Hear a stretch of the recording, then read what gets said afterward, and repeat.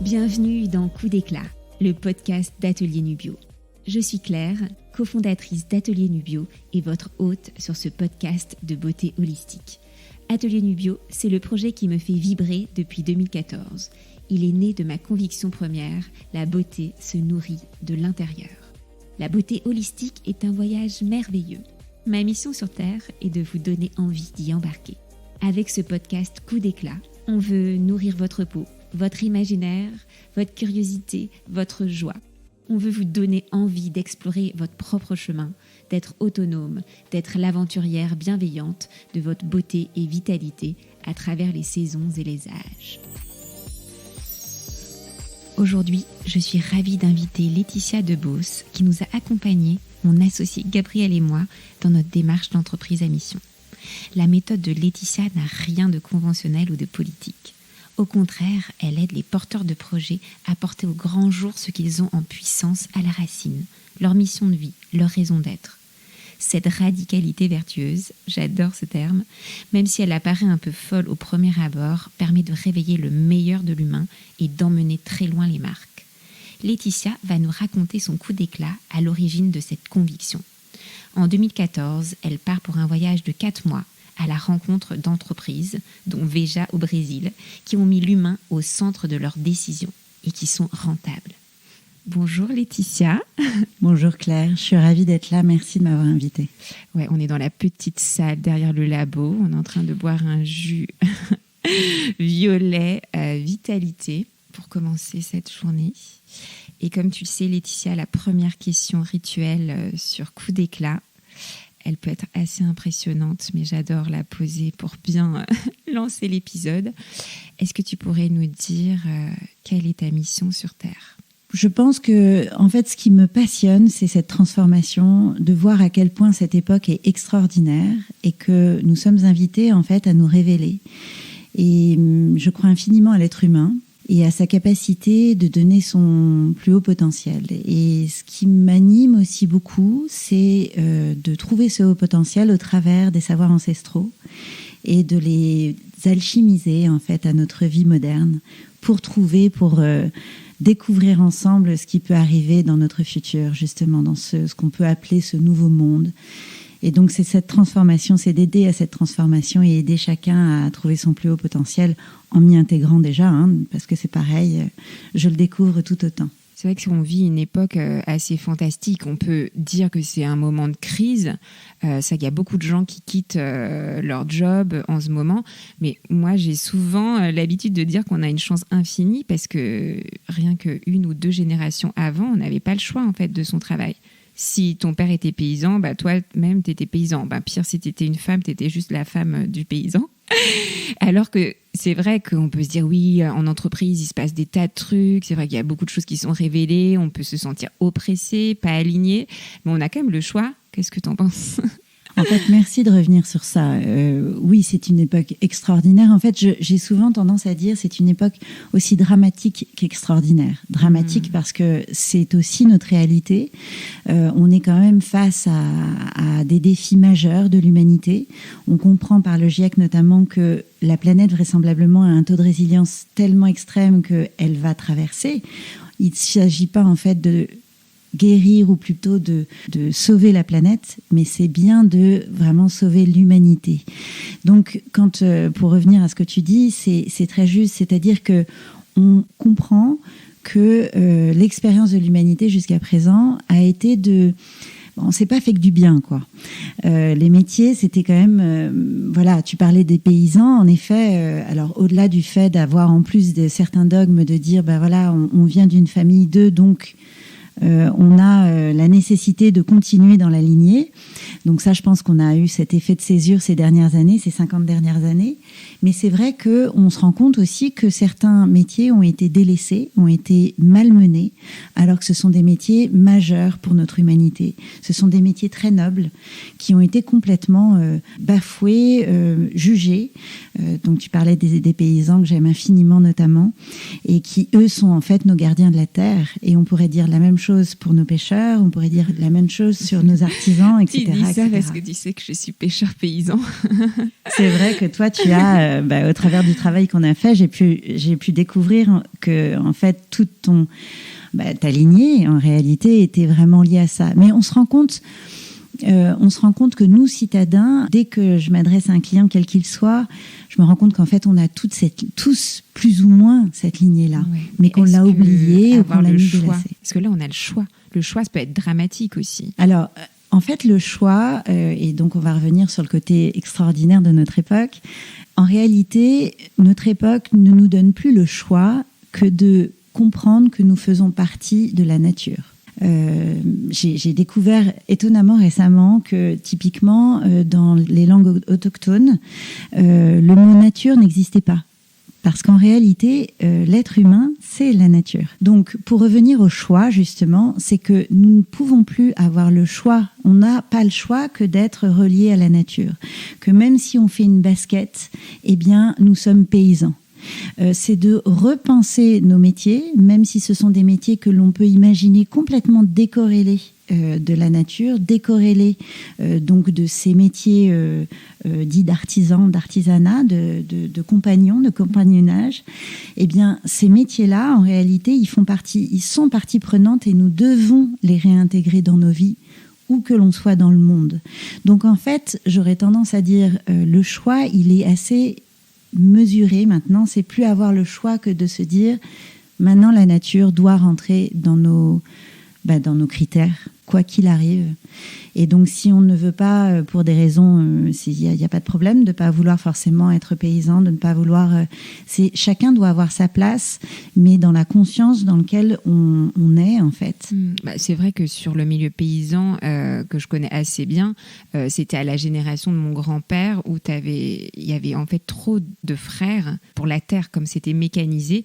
Et là, il y avait l'aîné reprenait, s'il le souhaitait, la terre, enfin la ferme, mais les autres devaient trouver autre chose. Donc c'est là qu'il y a eu cet exode rural qu'on apprend dans les manuels de géographie. Et il y a certains frères, en effet, qui sont allés travailler en Essonne, et d'autres qui ne se sont pas adaptés, qui sont revenus. Donc là, c'était un non-choix de devoir partir, et certains qui se sont en effet bien adaptés et d'autres. Donc en fait, l'histoire du travail dit beaucoup en fait sur l'histoire aussi des familles, voilà, et on est les héritiers de ça.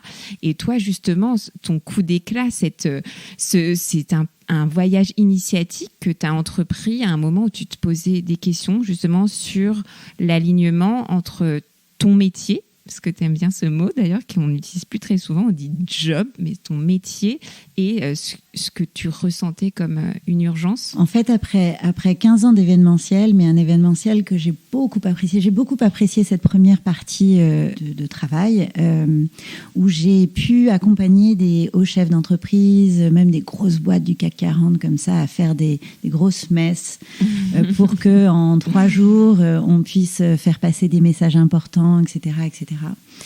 Et du coup, tout cet apprentissage, parce que pour moi, ça a été 15 ans d'apprentissage, où j'ai compris à quel point on était à un moment, c'était dans les années 2012-2013, où il y avait le début de grands burn-out, les gens allaient de moins en moins bien, et que je me rendais compte qu'en fait, ça faisait 10 ans que tous les 2 ans, 3 ans, en fait, on racontait la même chose et qu'on avait de moins en moins, de plus en plus de mal plutôt à embarquer les gens, qu'ils étaient de moins en moins bien, et que du coup, toute cette observation-là me faisait me poser beaucoup de questions.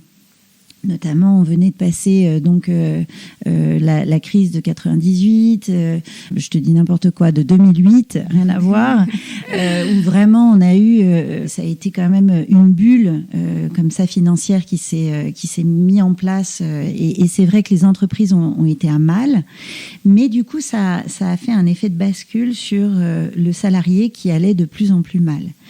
Moi, il faut que je te dise, parallèlement à ça, ce qui a fait que les 5 dernières années de ce premier job, justement, dont tu parles, eh bien, il y a eu un petit effet de bascule là pour moi, c'est que parallèlement à ça, j'ai eu une éducation qui était beaucoup plus sur l'humain, sur l'énergétique, puisque j'ai des parents qui étaient entrepreneurs, le sont toujours, soit dit en passant, mais sont entrepreneurs d'âme et sont devenus thérapeutes. Mon père était courtier en monnaie, donc tu vois, on est vraiment dans le capitalisme fort. Et ma mère était donc décoratrice d'intérieur. mais avec ce twist, puisqu'elle est devenue maître Feng Shui, enfin bon voilà. Et donc ils ont eu leur propre cheminement, donc ça a été mon éducation, leur propre cheminement de vie sur l'énergétique.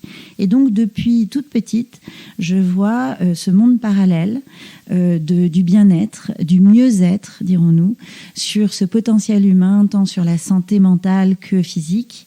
Et je voyais à quel point ça faisait des merveilles, en fait, tant sur mon père, déjà, dans sa boîte, ne serait-ce que ça, mais aussi sur le fait qu'il soit devenu thérapeute, où je me suis rendu compte qu'en fait, ça faisait du bien à plein de gens. Et qu'on n'était pas forcé non plus d'être baba cool, et je ne dis pas ça contre les baba cool, ça n'a rien à voir, mais qu'on n'était pas non plus, c'était aussi dans toutes nos vies, que c'était très efficace dans toutes les vies. En fait, c'était transverse à nos vies.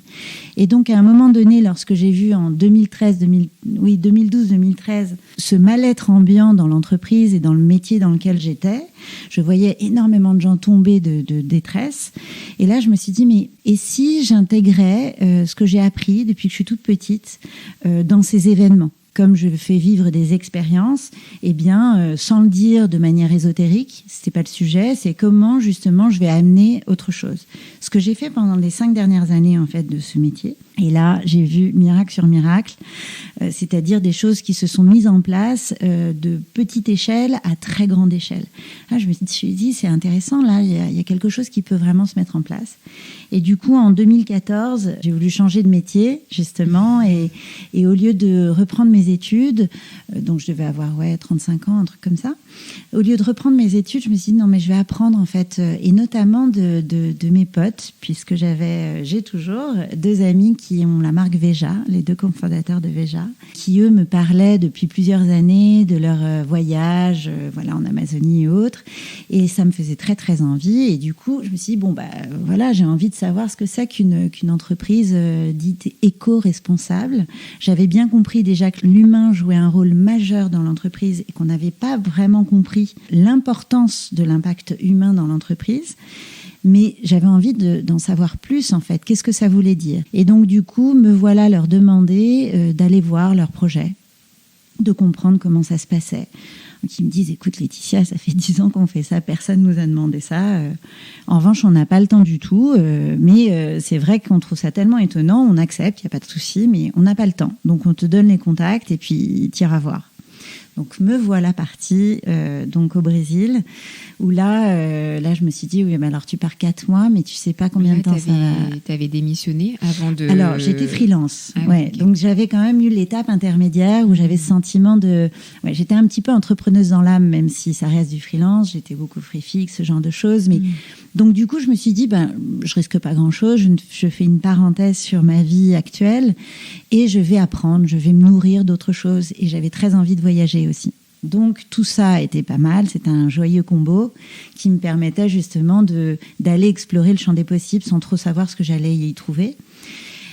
Et donc du coup, me voilà demander ça donc au garçon qui accepte, avec la grande chance que l'un des 2 venait d'arriver à São Paulo pour pouvoir monter la marque Veja, qui va devenir Verge au Brésil, puisque Veja n'existait pas étonnamment au Brésil, alors que c'est une marque franco-brésilienne, mais ça n'existait pas. Ils produisaient au Brésil, mais ils ne distribuaient pas au Brésil. Donc, ils passaient 2-3 ans là-bas. Donc, ça, c'était génial. Donc, j'arrivais quand même avec quelqu'un là-bas. Je te raconte tout ça parce que tu vas comprendre, parce que je suis allée assez loin en fait dans l'histoire, étonnamment. Et donc du coup, suite à ça, je me suis dit mais pourquoi m'arrêter à Veja ? Pourquoi je m'intéresserais pas à d'autres entreprises, d'autres secteurs, pour voir si ce que je vais découvrir en fait a des points communs, si en fin de compte on peut faire sortir quelque chose de ce voyage pour la suite. Donc me voilà faire la même chose, du moins à sélectionner des projets dans l'hôtellerie, dans le service, dans plein d'autres secteurs, avec 3 critères qui, somme toute, sont de base. Donc me voilà, sélectionner des projets divers et variés. Et là, en effet, au bout de 4 mois, un monde s'est ouvert à moi. Déjà, toute cette éducation depuis que je suis toute petite et rentrer complètement dans le monde du travail, dans le monde de l'entreprise, en me disant en réalité, ceux qui ont vraiment changé le monde, ceux qui ont eu un impact fort dans l'histoire de l'humanité, en fait, étaient des grands spirituels, étaient des gens sans dogme, mais qui s'étaient éveillés qui s'était vraiment, qui avait conscientisé certaines choses. Donc ça, déjà, ça a été une prise de conscience pour moi. Et la deuxième chose, ça a été évidemment le projet Véja, qui a été très clairement une énorme claque. Et le jour où je pense quelqu'un s'emparera de cette histoire, je crois qu'on ne se rend absolument pas compte de l'ampleur en fait de cette épopée entrepreneuriale. Là, énorme claque, mais claque du cœur, claque en fait d'une raison d'être extraordinaire. C'est-à-dire que comment allier le savoir-faire au savoir-être.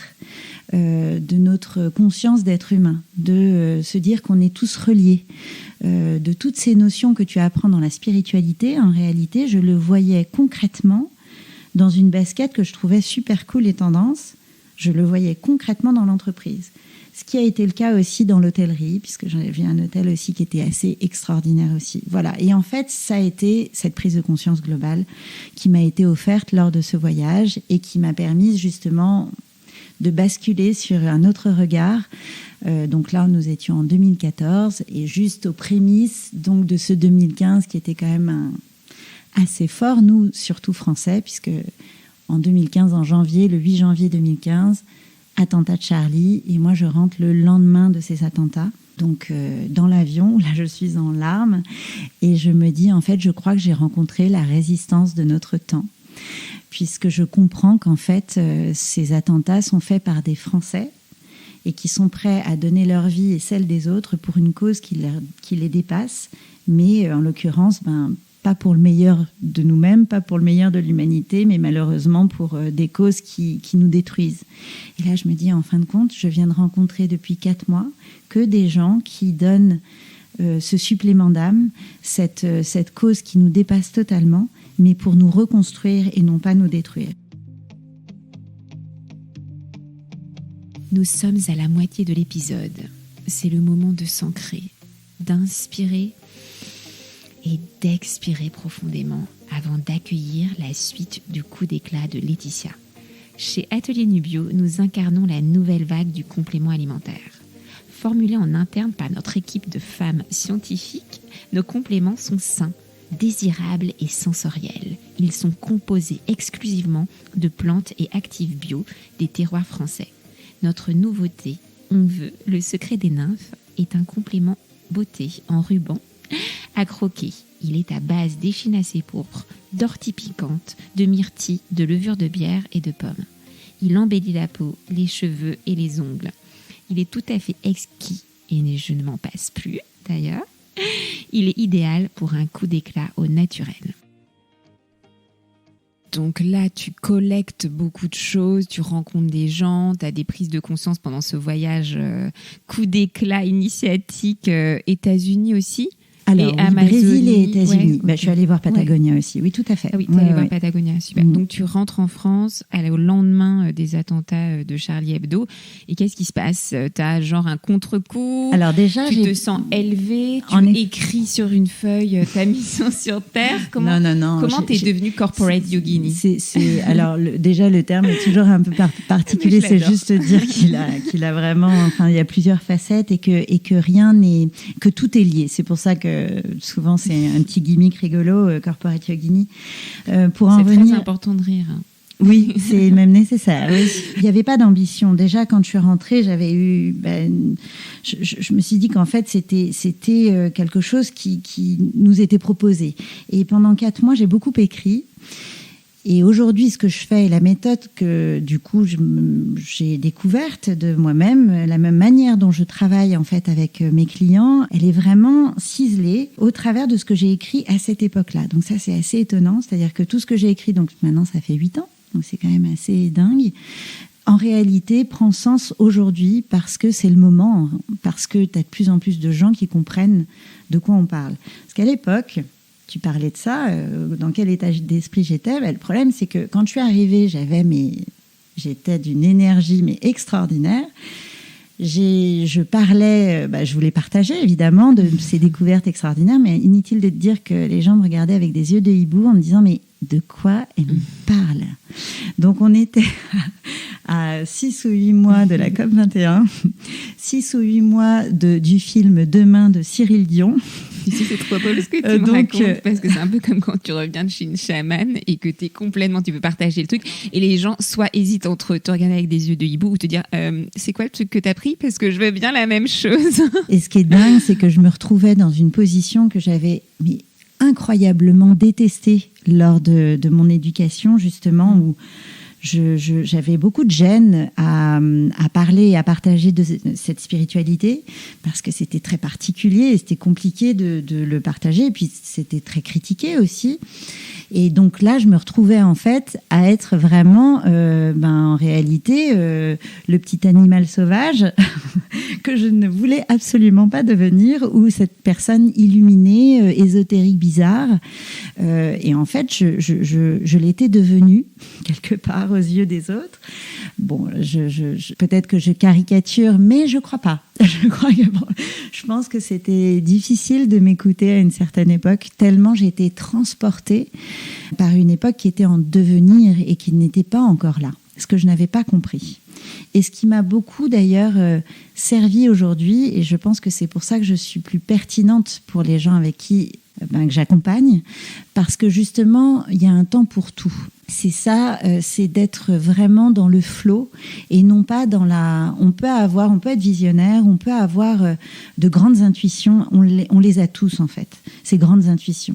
Mais c'est comment justement on le remet, notre challenge, c'est comment on l'intègre dans la matière, comment on l'intègre dans nos vies, et notamment c'est d'être dans l'humilité, que tout le monde ne soit pas forcément au même diapason, n'ait pas les mêmes idées que toi, n'est pas... Et en fait, c'est là tu arrives dans un apprentissage qui est de dire en fait je ne vais changer personne, et ça c'est un vrai apprentissage, et je l'ai j'ai vraiment bien compris la leçon, je t'avoue, parce que c'était assez difficile comme période. Et quelle est la demande des entreprises avec lesquelles tu travailles? Alors aujourd'hui, et il y a eu une accélération avec le Covid, très clairement, aujourd'hui en fait souvent les gens sont un peu en tout cas ceux qui viennent à moi, ce sont des gens qui ont envie d'être dans l'éthique, mais qui n'ont pas envie de faire du greenwashing.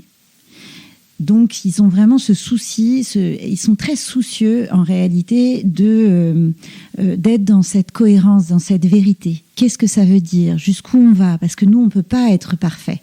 Et justement, c'est ça l'éthique. C'est d'accepter notre imperfection, d'accepter que nous sommes en chemin. Et c'est pour ça que je parle beaucoup de spiritualité, parce que ce sont que des mots et qu'une manière d'appréhender les sujets.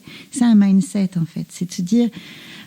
vraiment de changer la manière dont on a été éduqué. On nous a jamais appris à être perfectible. Jamais. À jamais accepter notre vulnérabilité. Alors que c'est notre force. Parce qu'on est sans arrêt, et ça c'est le cas de tout le monde, personne n'a la baguette magique pour savoir comment on va se dépêtrer de cette situation. Personne. Parce que cette époque, elle n'est pas là en train de nous dire vous allez avoir justement l'homme providentiel ou la femme providentielle qui va vous donner toutes les réponses. Non, on vous propose en réalité d'expérimenter pour trouver ensemble, tous ensemble, ces réponses et ces solutions. Et donc c'est ça le gros challenge. Donc généralement, les entreprises, pour répondre à ta question, c'est vraiment comment on fait pour faire une stratégie qui soit vraiment éthique, sans faire de greenwashing, sans me prendre les pieds dans le tapis sur je vais donner une ambition incroyable à mon entreprise alors que je sais que je n'y suis pas du tout. Comment on se dépêtre avec tout ça? Qu'est-ce qui fait que moi je peux prendre tel sujet plutôt que d'autres, etc., etc. Parce que ce qui m'avait marqué, ce que nous on s'est fait accompagner par Laetitia, Gabriel et moi, ce qui m'avait vraiment marqué au début, c'était cette idée de radicalité vertueuse, qu'il ne fallait pas avoir peur d'aller vraiment jusqu'au bout, même si on se dit non mais là on va le perdre, tout le semblant en effet de pragmatisme, rentabilité, et que tu nous as vraiment donné confiance sur le fait que justement c'est quand on sera allé vraiment au bout de nos convictions et de ce qui faisait vraiment sens pour nous deux à titre humain, personnel, que c'est là que les choses vont se dérouler et que tout le monde va venir avec nous. Il y a un faire venir. Ça fait partie de ta philosophie, cette radicalité vertueuse. Alors, le terme, et c'est vrai, fait assez peur, alors qu'en réalité, je le prends d'une manière étymologique. En fait, radicalité, c'est radis, le terme est étymologique, radis, c'est en fait prendre le problème à sa racine. Et de ne pas avoir peur de prendre le problème à sa racine. Et que même si on est en chemin pour le résoudre, malgré tout, à un moment donné, ce qu'on ingère, l'aliment, c'est de la santé. C'est de la santé. Et on a souvent envie de se dire, mais non, c'est peut-être du bien-être, c'est du mieux-être du moins, mais c'est pas de l'ordre de la médecine. Si, Hippocrate nous le disait déjà. Mais la santé, c'est plein de choses. C'est aussi la santé mentale, c'est le plaisir. Exactement. Ce qui est un peu, tu sais, on a souvent eu ces discussions sur les trucs de santé. C'est que pour nous, la nourriture, c'est avant tout le plaisir et c'est quelque chose qu'on a voulu toujours diffuser dans notre marque. Et c'est vrai qu'on oppose santé et plaisir souvent. Alors voilà, le terme santé fait peur, par exemple. Et donc c'est d'où ces radicalités-là où on est en train de redécouvrir certaines définitions de certains mots. De se dire, mais qu'est-ce qu'on met derrière ce mot en réalité ? Moi, je suis assez passionnée, et c'est ce que j'ai compris de ce voyage notamment, de trouver notre autonomie. En fait, on a besoin de beaucoup moins d'intermédiaires qu'on ne le pense. Que notre lifestyle peut vraiment résoudre énormément de maux MAUX de notre époque. En effet, si on imagine, et on parle notamment de votre secteur à vous, si on imagine que la cosmétique soit au service de cette santé du plaisir notamment, pas forcément que physique, bien sûr, comme tu le dis très bien, de tous ces corps, mental, émotionnel, etc. Mais aussi, quand on parle de physique, ce qui est intéressant de se dire, c'est que si tu parles de physique, tu parles de pêche, tu parles d'agriculture, donc tu parles de terre, donc tu parles en fait de la mer, de la pollution. Donc en fait, c'est de prendre ce sujet-là de manière très holistique, de manière très globale, pour comprendre à quel point notre impact, il est dans tous les sens et dans tous les secteurs d'activité. Et comme tu sais, on a 2 questions rituelles pour terminer cet épisode de Coup d'éclat. Est-ce qu'il y a une plante qui t'a guidée tout au long de ton parcours, que tu as vue, revue, soit une plante que tu aimes et que tu aimes collectionner ou manger ou sentir ou toucher, ou une au contraire qui te dégoûte mais qui t'apprend aussi des choses sur toi? Alors en fait, moi il y en a beaucoup et elles changent au fur et à mesure de ma vie, parce qu'en fait j'ai été même initiée grâce à Gaëlle Ford de Subtile Alchimie par la spagyrie et beaucoup justement de guérison par les plantes et de soutien par les plantes. Et donc du coup je voulais un peu anticiper de la réponse, parce que aujourd'hui en tout cas j'aurais tendance à dire le jasmin. C'est celui qui m'a un peu plus traversée durant toutes ces années. Mais encore une fois, il y en a beaucoup. Et justement, c'est très intéressant d'aller dans ce genre de savoir aussi et de comprendre à quel point le végétal est un soutien pour nous. Parce que le jasmin, tu l'as croisé où ? C'est le thé au jasmin ? Alors le jasmin, c'est plein de choses. C'est sur l'odeur aussi beaucoup. Et puis c'est parce que ça a énormément de savoirs ancestraux aussi, sur notamment l'Égypte ancienne. On ne l'utilisait pas simplement pour soutenir, mais aussi pour tout ce qui était dans des phases, des passages de la vie et comme de la mort. Le jasmin est vraiment un soutien, un purificateur en fait, en règle générale dans la vie et dans le passage de la mort. Désolée d'en parler, mais c'est vrai. Tu as une pratique avec le jasmin, toi, au quotidien ? Non, pas particulièrement. J'en ai beaucoup mis dans tous les appartements et maintenant maisons qui m'ont accompagnée. Mais encore une fois, je le choisis presque pour te répondre. Mais c'est vrai qu'il y en a beaucoup. La rose aussi est une fleur qui est hyper importante, même une plante, puisqu'elle s'ingère pour certaines, etc. Donc, il y en a plein. Ok, super. Et souvent, quand on te voit arriver, tu es toujours très rayonnante. Et est-ce que tu pourrais nous partager une pratique coup d'éclat, justement quand tu as envie juste de donner un coup d'éclat au naturel, de donner ton meilleur potentiel? C'est ça ta formulation? Je crois qu'il faut respirer. Faut apprendre à respirer. C'est réapprendre à respirer. Je crois que c'est le... Il y a deux choses en fait, non? En fait, je vais t'en donner deux. Non, mais c'est des petits devoirs à la maison. Tout on va petit, faire la pratique de tout Laetitia petit. pour rayonner. Oula, non. C'est là encore. Je viens de lire Wim Hof, qui est un homme qui en fait prône deux choses et qui donc du coup va aller dans le sens de la respiration, puisque c'est la respiration et l'eau froide. Donc voilà, j'aurais tendance à dire faites les deux combos et lisez-le parce qu'il est assez incroyable, ce type, complètement improbable. Et j'aime cette idée que, encore une fois, par nos chemins de vie et nos propres prises de conscience, eh bien, on converge sur une spiritualité globale, mais on n'est pas obligé d'arriver sur on n'est pas obligé de partir de la spiritualité, on s'en moque en réalité. Mais cet homme-là, justement, a une épopée de vie assez rigolote. Donc voilà, moi je pense que c'est le froid, en tout cas l'eau froide et la respiration, surtout respirer. Et tu as une pratique de respiration à nous partager? Alors, comme tu sais, je suis yogi. Oui, c'est pour ça que je te demande. Je suis yogi de professeur de Kundalini. Et dans le Kundalini, en fait, tu as plusieurs outils, et notamment le pranayama. Et c'est vrai que plus tu utilises, alors il y en a plein, hein, mais plus tu utilises le pranayama. Alors, je vais plutôt te donner la pratique la plus simple au monde, qui est très efficace quand tu as une petite crise d'angoisse ou que sais-je. Tu inspires 5 temps, très longuement. Tu inspires. Tu serres ce qu'on appelle Mula Bandha, anus, périnée, nombril. Tu gardes ta respiration poumon plein. Tu restes 5 temps.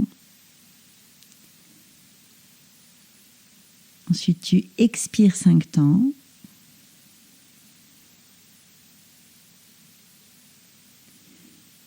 Tu bloques ta respiration poumon vide cette fois-ci 5 temps. Et ainsi de suite. Et ça, tu fais ça au minimum 3 fois. Et je peux t'assurer que tu reviens au moment présent et que tu oxygènes surtout tout ton corps et ton cerveau. Et c'est ça ce dont on a besoin, c'est de respirer. Surtout quand on a une crise d'angoisse ou surtout quand on a un choc émotionnel qui nous arrive. Respirer, respirer, respirer. Voilà. Et eau froide, t'as une mare dans laquelle tu te jettes ou c'est douche d'eau froide? Non, mais je me la joue là comme ça, mais je suis pas du tout une Wim Hof, du tout. Non, en revanche, en tant que yogi, pareil, dans le Kundalini, dans la formation, on appelle ça l'Ishnan. En fait, avant notre pratique du matin, qui est une sadhana, on appelle ça, on a un vrai vocabulaire autour de ça. Mais tu as tu as une douche froide, mais qui ne se met pas, en fait, le froid ne se met pas sur la tête. Ça, il faut vraiment faire attention. Il faut commencer par les pieds, les mollets, voire les genoux, ensuite les bras, et ensuite le haut du corps, et faire bien attention de ne pas trop mettre d'eau glacée entre les deux cuisses pour éviter de se déminéraliser. Donc il y a quand même une petite technique autour de ça, mais généralement, voilà, le matin, je me fais une grosse douche froide et j'essaye, quand j'ai fait ma respiration juste avant, de rester un petit peu, c'est-à-dire de ne pas rester que 2 secondes ou 15 secondes, mais au fur et à mesure, plus tu en fais tous les jours et plus tu restes longtemps, parce que ton corps, en fait, se régénère et se fortifie. Et ça, j'invite tout le monde à essayer, du moins, à expérimenter, c'est assez intéressant. Et tu fais l'Ishnan complet, donc brossage à sec, tu te mets aussi de l'huile avant d'aller sous l'eau. Tu as raison, mais oui. Alors, c'est ça qu'on veut, les pratiques complètes. Très bien. Non, mais c'est vrai que le matin, c'est le brossage à sec. D'ailleurs, je crois que vous avez une brosse à sec chez vous. Génial, faite dans la région de Nantes, par André Jardin. Ce qui est plutôt sympa. Et donc, du coup, voilà, donc brossage à sec, en effet. Et ensuite, on s'induit d'huile. Et ce qui est intéressant quand tu le fais avant donc la douche froide, en sachant qu'un yogi se lave la veille. Donc, généralement, avant de se coucher, tu te laves, ce qui est plutôt assez logique, puisque tu te laves de tout ce qui a pu se passer aussi dans ta journée. Donc, c'est assez intéressant dans tous les sens du terme. Et le lendemain, comme tu te badigeonnes d'une huile que tu choisis, donc je vous dis tout en fonction des saisons, puisque c'est ça aussi un certain soutien. Ta peau a besoin aussi d'une certaine... voilà, le sésame, c'est plutôt d'ailleurs en ce moment. En automne. Plutôt en automne, c'est plutôt pas mal d'avoir du sésame. Et donc du coup, ça te permet d'avoir une petite pellicule où lorsque tu vas mettre ton eau froide sur ton corps, ça te permet aussi de mieux accueillir donc le froid voilà, du matin. Mais il y a aussi quelque chose d'extraordinaire, c'est de mettre l'huile avant la douche. On a souvent tendance à se dire je vais nourrir ma peau après. Mais en fait, si on la met avant, faites le test, vous allez voir la différence. On a la peau beaucoup plus douce et nourrie. Incroyable, très souple. Et c'est vrai, c'est hyper efficace. Et c'est surtout que du coup, on a une sorte de... Oui, notre rituel du matin et de même se masser, reprendre conscience de son corps. Tout ça fait partie d'un soutien. Oui, si on est entrepreneur, on est tous entrepreneurs de nos vies. Et c'est vrai qu'on a vraiment besoin de ce genre de rituel. Génial. Merci beaucoup, Laetitia. Merci, Claire.